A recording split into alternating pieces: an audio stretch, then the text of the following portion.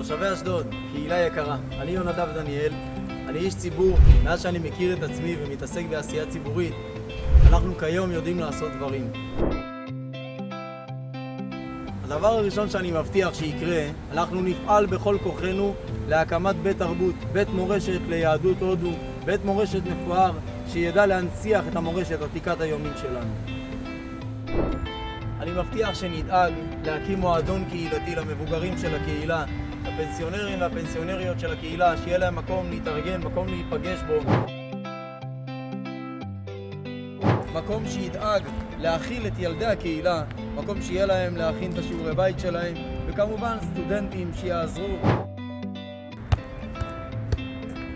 אני מבטיח גם לדאוג לתחום הספורט. תחום הספורט באשדוד והקהילה שלנו חייב לבוא לידי ביטוי. כמו שהקריקט בא לידי ביטוי, נמשיך לעזור לו. כמו שהכדורסל בא לידי ביטוי, נמשיך לעזור בכדורסל. נפתח קבוצה כמו שצריך, בכדורגל נפתח קבוצה, חדרי הלבשה, ביגוד, שיהיה לקהילה קצת נחת מהתרבות ומהספורט.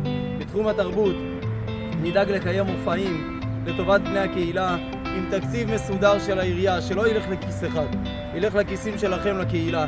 לכן אנחנו בשילוב יצאנו בדרך חדשה יחד עם משה בוטרשווילי היקר ויחד עם הרב דוד אלקר, שהוא הנציג היחיד בעירייה מאז שאני זוכר את עצמי בעשייה ציבורית. תצביעו פז ביום הבחירות ב-27/2 כדי שנצא לעתיד טוב יותר למען הקהילה ב5 שנים הבאות. תנו לנו את הכל ואנחנו נעשה את הכל.